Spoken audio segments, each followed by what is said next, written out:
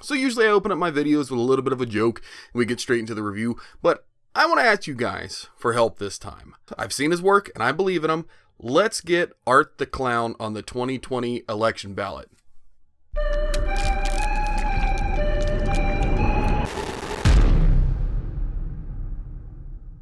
Terrifier. Alright, so Terrifier is about a clown who stalks these two girls and he fucks shit up. That's all you need to know about the movie. So let's just go ahead and get this out here. Art the Clown makes this movie. There's not a ton of stuff to enjoy about this film outside of Art the Clown, but let's break this down a little bit and I want you guys to hear me out. Now when I say this movie doesn't look the best, that's not to say the camera work is bad. There's not a ton of shaky cam bullshit. There's no like off-putting angles. I think what the problem is, it's maybe post-production or just a super weird ass camera. All of the colors in this movie are just flat and they look boring and stale. Now, is that a deal breaker? Not for me, at least, no. But it's definitely something you notice throughout the movie. Things just look off. Alright, now, as far as special effects go, there's some badass special effects in this movie, but at the same time, there's some pretty bland, boring looking special effects. They definitely go both sides of the spectrum for this movie. There's a scene with a saw that looks fucking awesome. And then there's a scene, we're just gonna say, with a chest, and it just looks like they kind of just spread some Play-Doh and some Laffy Taffy over her tits. And it's like, well, that just looks bad. It's both sides of the spectrum. You get the good, you get the bad. And I can't really say one outweighs the other one more often than not. I think it's literally matched with one good, with one bad. The acting is also very day and night throughout this movie. Some of the main characters, they're pretty good, and they stay pretty good consistently.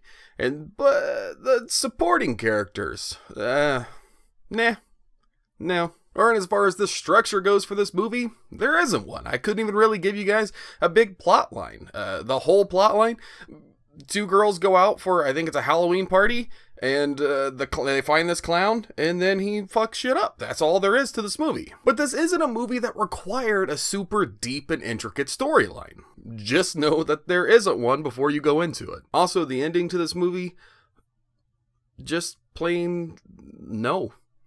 It was confusing, and I didn't enjoy it at all. Now, I've said some pretty bad things about the movie, but I wanted to end on the good. I tell you guys, I got to watch this at the Philadelphia Unnamed Film Festival, and they brought in some good shit. I've said some bad things. This isn't a bad movie. When I say the special effects that were good, they're pretty damn good. They're pretty damn convincing, and they're definitely fun in the sickest of fuck kind of ways. It was brutal, it was over the top, but also, if you're not a gore lover like myself, there's only a couple times where it gets what I would consider unbearable for most of those people, so you could honestly just cover your eyes a couple times and I think you're gonna be okay. Art the Clown is the movie. He was funny, he was brutal, and he's a constant figure. There's not a lot of times where he's not in this movie. Once you see him, he's there, and he doesn't go away.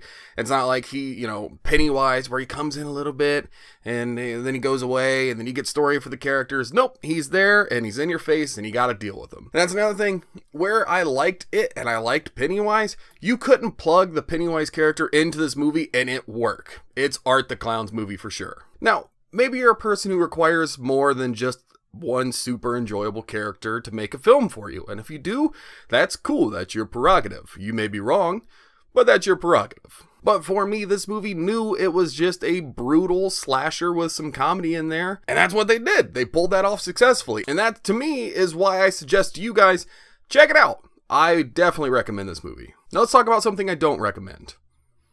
Paper cuts. Physical books are awful and they take a lot of time to read. And we're busy people. I know you guys, you're busy people too. You don't have time to sit there and read a book.